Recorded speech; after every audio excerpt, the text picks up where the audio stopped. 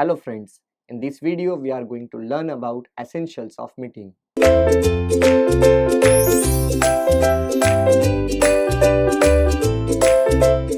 So friends, आज इस video में हम बात करने वाले हैं कि हमारी कंपनी की जो मीटिंग्स हो रही है उसके एसेंशियल्स क्या क्या हैं, किन किन पॉइंट्स को कंसीडर करना है किसी मीटिंग में, या फिर उसके जो बेसिक एसेंशियल्स हैं उसको हम आज डिस्कस करेंगे। सो स्टार्ट करेंगे अपने टॉपिक से, जिसे हम एसेंशियल्स ऑफ वैलिड मीटिंग कहते हैं। एसेंशियल्स ऑफ वैलिड मीटिंग मतलब ये चीज़ है कि कौन कौन से ऐसे पॉइंट्स है जिसको कंसीडर करना पड़ेगा मीटिंग के लिए, अदरवाइज आपकी मीटिंग जो है इनवैलिड मानी जाएगी। तो किसी वैलिड मीटिंग को कंडक्ट करने के लिए आपको किन पॉइंट्स को कंसीडर करना है। सो फर्स्ट पॉइंट हम स्टार्ट करेंगे, प्रॉपर अथॉरिटी। प्रॉपर अथॉरिटी का मतलब कि कंपनी में जब मीटिंग बुलाई जाएगी तो मीटिंग बुलाने का जो अथॉरिटी है वो किसके पास है। तो जो मीटिंग में अथॉरिटी है वो प्रॉपर अथॉरिटी होनी चाहिए। तो प्रॉपर अथॉरिटी में हम बात करें कि जब किसी शेयर होल्डर की मीटिंग को बुलाया जाएगा, एनुअल जनरल मीटिंग हो, एक्स्ट्राऑर्डिनरी जनरल मीटिंग हो, तो उस मीटिंग को बुलाने का जो अथॉरिटी है, पावर है, वो सिर्फ और सिर्फ बोर्ड ऑफ डायरेक्टर्स के पास है। यानी कंपनी में जो मीटिंग बुलाने का जो अथॉरिटी दिया गया है या प्रॉपर अथॉरिटी जो है कंपनी में मीटिंग के लिए, वो बोर्ड ऑफ डायरेक्टर्स है। और उसके साथ साथ कंपनी के जो शेयर होल्डर हैं वो शेयर होल्डर भी मीटिंग बुला सकते हैं, यानी अथॉरिटी में शेयर होल्डर भी आते हैं। तो अगर कभी रिक्वायरमेंट है शेयर होल्डर को किसी मीटिंग की, तो शेयर होल्डर भी मीटिंग को कॉल कर सकते हैं। उसके साथ साथ ट्रिब्यूनल यानी जो कोर्ट है वो भी मीटिंग बुला सकता है, और सेंट्रल गवर्नमेंट भी जो है वो मीटिंग बुला सकती है। मीटिंग बुलाने के लिए प्रॉपर नोटिस जो है वो सारे लोगों को भेजा जाएगा। सो बेसिक हम बात करें इस पॉइंट में प्रॉपर अथॉरिटीज में, तो प्रॉपर अथॉरिटीज में सबसे मेन जो अथॉरिटी है मीटिंग बुलाने के लिए वो बोर्ड ऑफ डायरेक्टर है। बट बोर्ड ऑफ डायरेक्टर के साथ साथ शेयर होल्डर, ट्राइब्यूनल और उसके साथ साथ सेंट्रल गवर्नमेंट भी मीटिंग बुला सकती है। नेक्स्ट पॉइंट की बात करें, नोटिस। सो नोटिस में बेसिकली हम लोग बात करें कि जब किसी मीटिंग को बुलाया जाएगा तो मीटिंग में जिन लोगों को बुलाया जा रहा है, यानी अगर शेयर होल्डर की मीटिंग है तो सारे शेयर होल्डर्स को बुलाया जाएगा, सारे मेंबर्स को बुलाया जाएगा। तो जब मेंबर्स को बुलाया जाएगा तो मेंबर्स को उसके बारे में मालूम कैसे पड़ेगा कि मीटिंग है कंपनी में। तो कंपनी की रिस्पॉन्सिबिलिटी बनती है कि जब भी कोई मीटिंग रखी जाए तो जितने भी शेयर होल्डर है उनको नोटिस भेजा जाए। नोटिस में ये बात बताई जाएगी, यानी ये लिखा जाएगा कि कंपनी की ये डेट को यहाँ पर मीटिंग रखी गई है। सो बेसिकली जितने भी शेयर होल्डर जिनका राइट्स है या जितने भी जो मेंबर्स हैं जिनका राइट्स है उनको नोटिस मिलना चाहिए, ऐसे सारे लोगों को नोटिस भेजा जाएगा। जो शेयर होल्डर को नोटिस भेजा जाएगा वो 21 डेज बिफोर होना चाहिए, जिसमें सेंडिंग और रिसीविंग के 2 डेट जो है वो काउंट नहीं होंगे। उसके साथ साथ जब बोर्ड मीटिंग होगी तो सारे बोर्ड ऑफ डायरेक्टर्स को नोटिस भेजा जाएगा, और वो नोटिस जो है वो मिनिमम 7 डेज पहले भेजा जाएगा।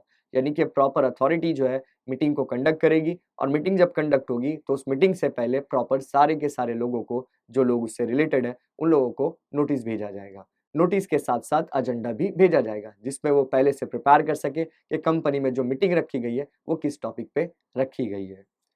सो नेक्स्ट पॉइंट देखेंगे, एजेंडा। तो एजेंडा बेसिक मतलब क्या होगा? तो एजेंडे का बेसिक मतलब है कि उस मीटिंग में जो बुलाई गई है नोटिस के जरिए, उसमें किन मुद्दों पर बात होने वाली है। तो जो टॉपिक्स है जिस पे डिस्कशन होने वाला है उसे हम कहते हैं एजेंडा। तो जब एजेंडा जो है वो प्रॉपर्ली क्लियर होना चाहिए, यानी जब शेयर होल्डर को नोटिस भेजा जाएगा, बोर्ड ऑफ डायरेक्टर्स को नोटिस भेजा जाएगा, तो उसमें एजेंडा साथ में भेजा जाएगा, ताकि वो जो शेयर होल्डर है या डायरेक्टर्स है वो एजेंडा पहले ही रीड कर ले और अपने आप को प्रिपेयर करके आए कि उस टॉपिक में वो क्या बात करने वाला है। यानी अगर एजेंडा पहले से पता हो कि कंपनी में किस टॉपिक पे बात होने वाली है, तो फिर वो उसके हिसाब से अपने आप को प्रिपेयर करके आएगा। तो एजेंडा का बेसिक हमने मतलब देखा कि एजेंडा का मतलब यही है कि कंपनी में किस टॉपिक पे डिस्कशन होने वाला है। तो जो टॉपिक पे डिस्कशन होने वाला है वो हमारे डिस्कशन के पॉइंट एजेंडा में इंक्लूड्स होंगे। नेक्स्ट पॉइंट है कोरम।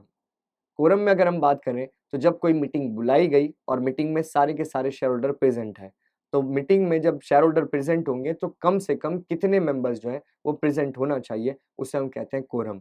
कोरम का मतलब एक तरह से कंडीशंस है कि मिनिमम नंबर ऑफ मेंबर्स जो है किसी मीटिंग में कितने होने चाहिए। तो डिपेंड करेगा जिस टाइप की कंपनी है उसके हिसाब से मिनिमम नंबर ऑफ मेंबर्स होने चाहिए। तो कोरम में बेसिक हमने यही समझा कि कंपनी में जब मीटिंग बुलाई जाएगी तो मिनिमम कितने लोग प्रेजेंट होंगे, तब उसके बाद ही मीटिंग को कंडक्ट किया जाएगा। अगर कोरम प्रेजेंट नहीं है, यानी minimum number of members present नहीं है, तो मीटिंग को कंडक्ट नहीं किया जाएगा, एडजॉर्न करके नेक्स्ट वीक के लिए पोस्टपोन कर दिया जाएगा। यानी किसी भी मीटिंग के लिए कोरम का होना भी ज़रूरी है। विदाउट कोरम कोई भी मीटिंग कंटिन्यू नहीं की जा सकती, कंडक्ट नहीं की जा सकती। नेक्स्ट पॉइंट देखेंगे, चेयरमैन। चेयरमैन एक इम्पॉर्टेंट पर्सन है बेसिकली नाम में लिखा है चेयर और मैन, यानी एक मेन चेयर होगी जिसपे कोई मैन बैठा होगा यानी चेयरमैन बैठा होगा। वो एक इम्पोर्टेंट पर्सन होगा किसी भी मीटिंग के। कंपनी में जो भी मीटिंग बुलाई गई है वो चेयरमैन के अंडर बुलाई जाएगी और उस मीटिंग का जो हेड है वो चेयरमैन होगा। यानी बेसिकली बात करें कि कंपनी का जो चेयरमैन है वो उस मीटिंग का सबसे इम्पोर्टेंट पर्सन माना जाएगा। वो प्रॉपर्ली कंसीडर करेगा कि हर चीज़ जो है वो प्रॉपर्ली कंडक्ट हो रही है या नहीं हो रही है, कोरम प्रेजेंट है या नहीं है, नोटिस भेजा गया है या नहीं भेजा गया, एजेंडा प्रॉपर्ली था या नहीं था। इन सारी चीज़ों को, उसके साथ-साथ कंपनी में प्रॉपर्ली रेज़ोल्यूशन पास हो रहा है, नहीं हो रहा है, मोशन पे डिस्कशन हो रहा है, नहीं हो रहा है, वोटिंग बराबर हो रही है या नहीं हो रही है, इन सारी चीज़ों को प्रॉपर्ली ध्यान देगा। नेक्स्ट है प्रॉक्सी। प्रॉक्सी का नाम ही एकदम डिफरेंट है। सो बेसिकली यहाँ पर हम समझे प्रॉक्सी कौन है। तो प्रॉक्सी के बारे में अगर हम समझना चाहें तो बेसिकली अब मीटिंग बुलाई गई है हमारी कंपनी में। तो जब मीटिंग बुलाई गई है तो उस मीटिंग में जो नोटिस गया वो शेयर होल्डर यानी मेंबर्स को गया है। तो जब मेंबर्स को गया है और वो मीटिंग में मेंबर्स आना चाहता है बट किसी पर्सनल काम से या बिज़नेस के काम से वो मीटिंग जो है अटेंड नहीं कर सकता। जब वो मीटिंग अटेंड नहीं कर सकता तो वो कंपनी में अपने बिहाफ में एक पर्सन को भेजेगा जिसे हम प्रॉक्सी कहते हैं। तो प्रॉक्सी वो पर्सन है जो किसी मेंबर्स के बिहाफ में मीटिंग को अटेंड करने आएगा। सो कंपनी में जब मीटिंग रखी गई है तो उस मीटिंग में अगर मेंबर खुद नहीं आ सकता तो अपने बिहाफ में प्रॉक्सी को भेजेगा और वो प्रॉक्सी उस मेंबर के बिहाफ में जो है मीटिंग अटेंड करेगा, सारे डिस्कशन को सुनेगा और डिस्कशन करने के बाद वो जो है किसी फाइनल डिसीजन पे अपना वोट डालेगा जैसा उसे मेंबर ने बताया होगा। यानी कि प्रॉक्सी को राइट्स होगा कि वो उस मेंबर के बिहाफ में मीटिंग अटेंड करे और साथ-साथ अपना वोट उसमें कास्ट करे। नेक्स्ट पॉइंट देखेंगे। नेक्स्ट पॉइंट है वोटिंग एट जनरल मीटिंग।